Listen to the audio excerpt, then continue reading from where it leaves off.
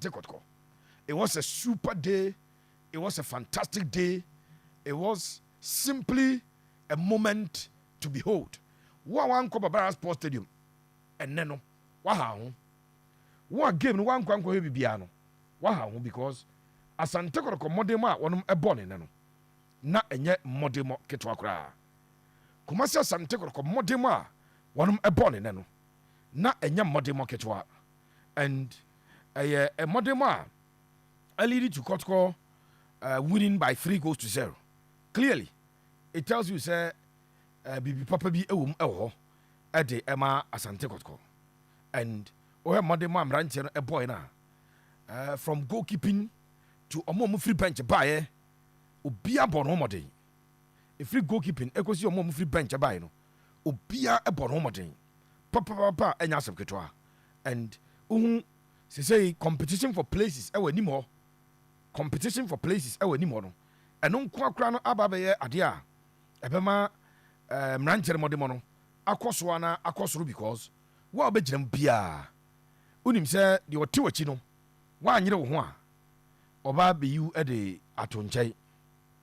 It will be an him say as a we extra week.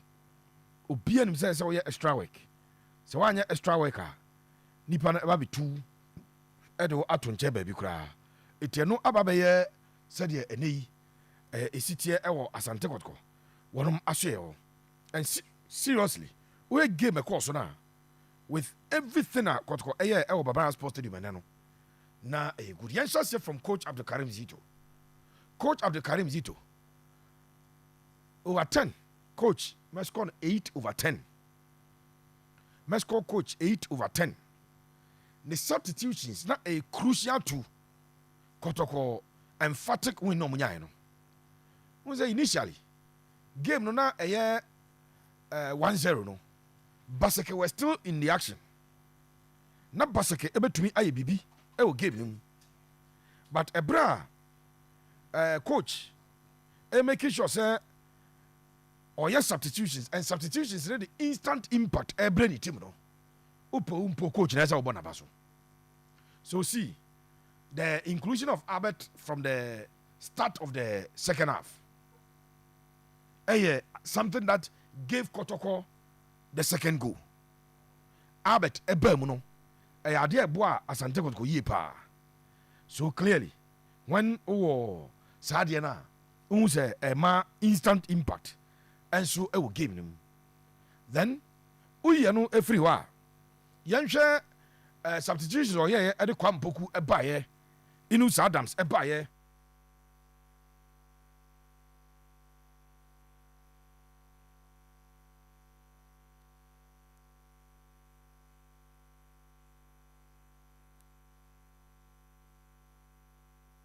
And to do any chem said you see a coiner clearly.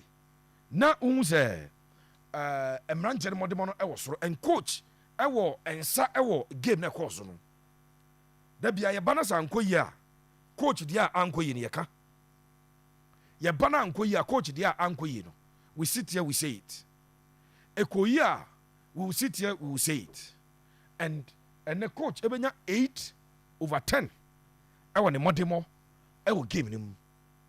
Substitutions, game management, player management, managing players' time, any bia na a top notch. And that is why a coach Abdulkarim Zito Kabute score 8/10 game. Muhammad Kamara. And that game no, because defense no, make sure say goalkeeper and ball and kono so bebrebe. Because defense no, make sure say ball so bebrebe and goalkeeper Muhammad Kamara so.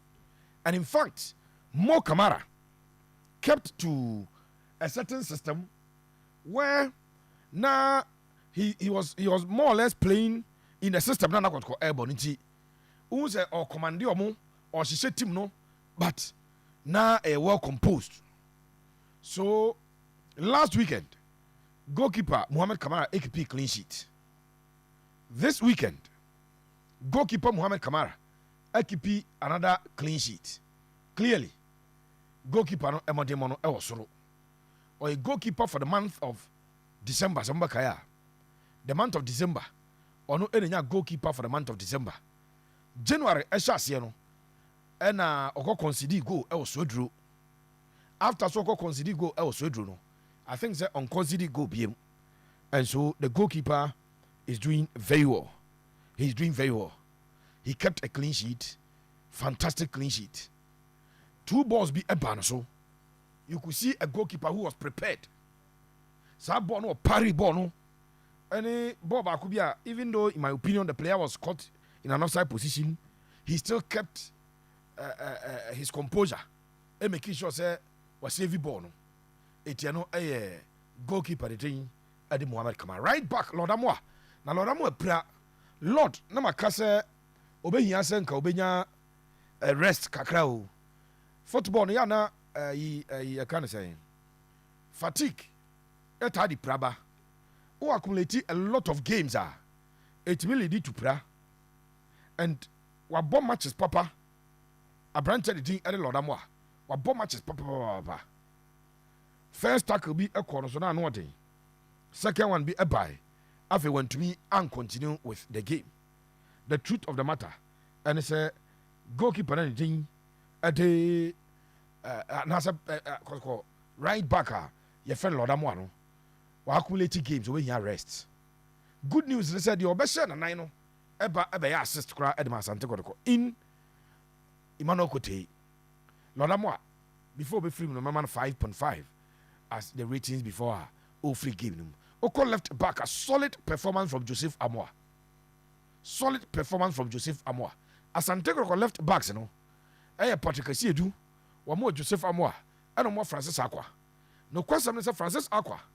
And Patrick Asiedu, you know, in our memory list before season started, you know. Now come ahead of Joseph Amoah. But anytime a Joseph Amoah any opportunity about games in Bibiano, you see Joseph Amoah or Tresa Bono, Unimbo, na Bono obetumi abo. So Amoah Joseph also did very well and must score a 6.5. He gave a decent account of himself. A game now, a course no 6.5. And I'm the Bema a branch the team. A day Joseph Amoah. Samba Ndongani Gilbani, he scored. Capito Osansu Eshego Edema Kotoko. And Samba Modema or Danny Dino. And so a Modema. You bet me a case professional performance of course scoring from the penalty spot. Yane do time bia. While we better we do penalty the pepe. Share. Kotoko penalty the pressure woman team no. Go. Not 30th minute. Penalty abeton sa no. Ya monokwa. But he kept his composure and delivered a perfect penalty kicker or the Tottenham Edma Asante Kotoko. He also did very well. He did very well. A game no more. Yeah, enya sam ketwa. Sanso ena ofa abrante de din ade Henry Kwame Ansu. Mame Emma Samba 6.5 e wo game no. Ofa Henry Kwame Ansu ene Ansu eviso ba kotko. Me ene a game ba kwa convince me pa wa bo papa. Ene Henry Ansu a boy papa. I can say it with all the courage I can muster. He played perfectly well today. And it was good that Henry Ansu Emma's her performance, you know. The contract with Asante Kotoko, by the way, Henry Ansu, the contract with Kotoko, no, by the way, now with the contract running out, I mean, Ansu may not extend his stay with Asante Kotoko. He may want to find a different place to continue. Yeah, be a hono, or call Benya Kakra, a de Ashan hono.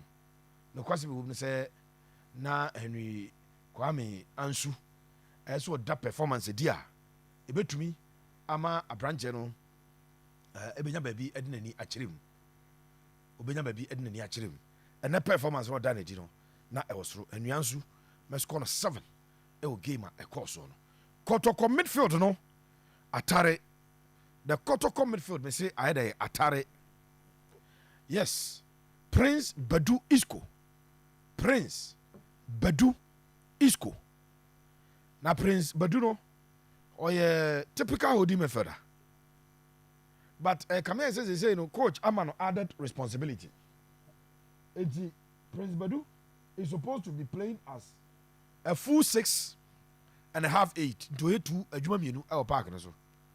Obo as the number 6 holding midfield no Obo as a half 8 at the account as support said they can be moving anymore a full 6 and a half 8. Prince Badu 7/10. Huge performance from Prince Badu Isco. Huge performance. Modemono Ewosoro. Mame ensign so enkai was say Uram Ewo Abrante the Ding Ade Hubert Gyau. Hubert also bought us a full number 8 and a half number 10. No asanso ewo ni asanso ewo the number 6 or no holding midfield or no. Anytime Kotoko are in defensive transition, Oba eba beboa. Unza Kotoko defender. Oba ebeboa. All Kotoko's transition starting with Hubert Gyau and me say ball na or then a nice share ball na say the intelligence and a quick thinking it just occurred to him say me the boy run I better take a lead. How do I get the ball to Amoah? I will be Jordan and I a share ball. I say, can we watch that video? Any ball echo to Albert in him. Emma Albert assisted Opoku. A quick thinking. You unya more than 30 seconds to think and take a decision on what you want to do. Unya. So it was just within a split of the second now or taking that decision, and what did I share ball? I say, and young one was a Hubert Gyau. A man of the match. He controlled the middle. He commanded the middle. He initiated from the middle, and or ensure say the passing range and be piano on point. And then it gave him an answer. So Hubert Gyau, man of the match officially. Means man of the match. The only player that competing here at Amoah. So Hubert Gyau a man of the match, and I'll score Hubert Gyau 9/10. Game and boy, young quarter wins. Peter Amidu Amidu did not have a very, very, very, very good game. He was not bad, and they could play and would be a performance above average. He did not have a very, very, very good game, but not a bad cry. Bona or boy, not a bad cry, but a gamer. A was soon to be pay out because any board of boy here. Now, ni take ons no, and none dribbles and come. But what was good and say, no to me a track it back, Abebois in defending, or track it from the middle, a room about Abebois and Momo defending. So Hubert, I branted the thing at the Pitamidu Aqua, Ebinya 5.5. Ratings anymore. Then young the other side of the wings. And a coach at the Dauda Saka. Saka Dauda. Another player. Makaze Saka injuries. Ahan pa Nekotoko no buy no. Injuries. Edine Nekotoko no buy no. Na with time, I know say Abrante no ever recover. Na why fit. Na fi a Juma no ye edema tanobo for kwa.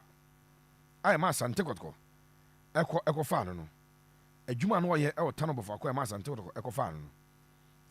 Abrante no performance which me as I appeja biem. One thing I bet maka and say the defensive attributes, the defensive orientation no. And so I was so defensive orientation no. I was so ye pa. It was bois e defender Emma and Yoma so ekoyi ede Emma team na eno enya asem ketwa 5.5 for Saka Dauda. And then a very quiet afternoon for Abrantia. The thing at the Dogo Yakubu, right? Yakubu Dogo. Now a quiet afternoon for him. The first game, no, you could see flashes of brilliance. You could see somebody out between IABB. You could see. But and the game no shut and kosa there. The first game na the impact ewo game no msa no. And that no enya sa na ekọ edema Dogo Yakubu. Young man, 21 years. started first game at Babaya. Nano mekache munye ubiana Babaya Sports Stadium no. Ujinawa ya ofa nyoma easy sa enye obia. Enti it was not an easy game for Dogo Yakubu. It was not an easy game for Dogo Yakubu. Yes, a coach SAV no say right after the first half no. Wa mana uyi no. Yes, a coach SAV no. So I think that was good. That was good. And coach SAV no. Enti eboy Dogo Yakubu so yabema no 5/10 ewo game no kakra oboy no. Morfin Donzo did not score, but in the first half anymore no sana player bi a player who's on a threaten on the bibi betime free no so aba na abrante din de Donzo Morfin say as an confidence na ba say ye mobo ni bi no obobo na so the confidence pa na epia ball no ebobie.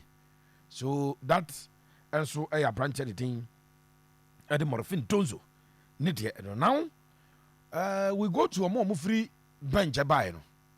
A more free bench a buy no. Mami shall say with Johnson upon Johnson. If he's on the first 2 games now, Obinya sa impact no free bench buy no abeshe free as a way yatia kokakra. But ye ntimi so nka say e bia modern na form say any form.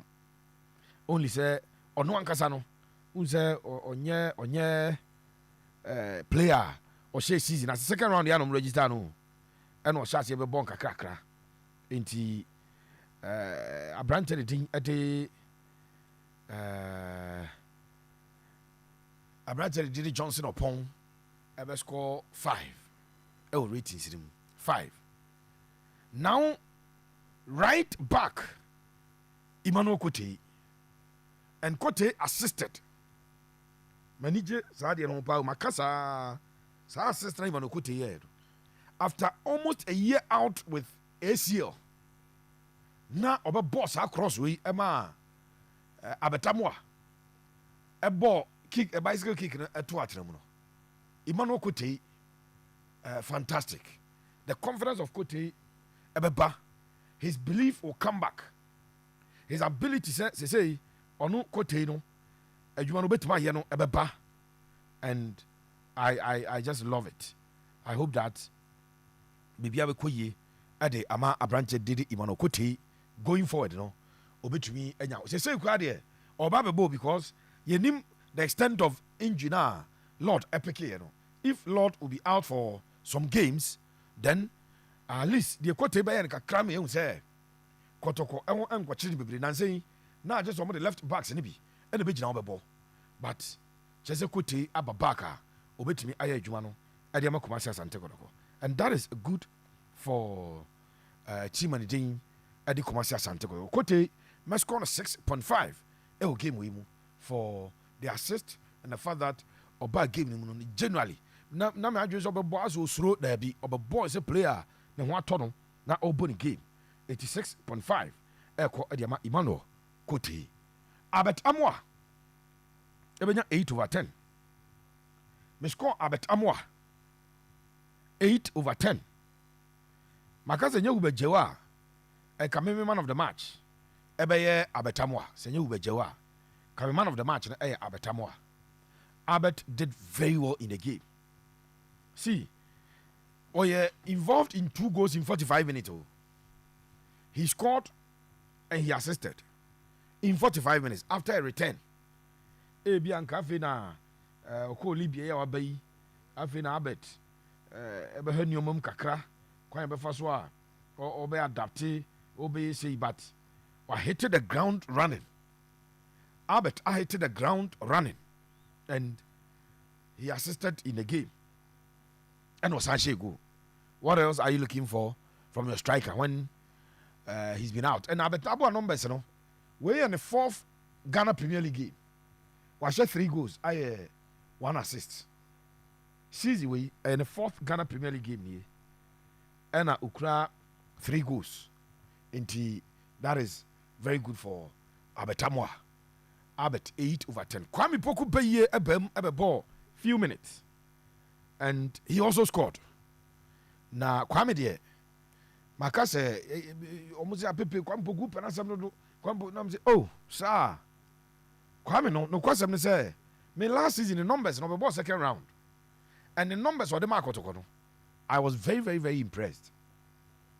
Edidi mu ama Black Stars koraa no ɛkɔ akɔbɔ saa 4 Nation tournament ɛkɔbɔ Unity Cup ɛwɔ London no he was invited enti Kwame yana minim nkɔfo pɛ sɛ ɔmo gyegye no wɔte bi abɔ no yɛma no pass skills obɛyi da bi ɔnyɛ that type of a striker ɛne da bi a meka sɛ wo a wodi no ɛtwa gyegye Kwame Opoku bi abɛyɛ mistake ɔyɛ typical prima punta a ɔde bɔɔl no ɛma no na ɔde bɔɔl no akɔto atena mu ɛduru mmerɛ bi a ɔbɔ chances ne bi gu ɛden a ɔbɛbɔ bi agu Erling Haaland mo ɛbɔ bi gu but overall wohu sɛ Kwame ne striking instance no ɛnyerae nti given more time given the fact that he will come back to his strength Kwame ɛbɛtumi abɔ effectively. Kwame Opoku may score 6.5 over 10 ɛwɔ game no mu ne general composure everything actually player ne modern no na ɛsɔ nipa hɔ a ɛnya asɛkoto nti wei ɛyɛ Asante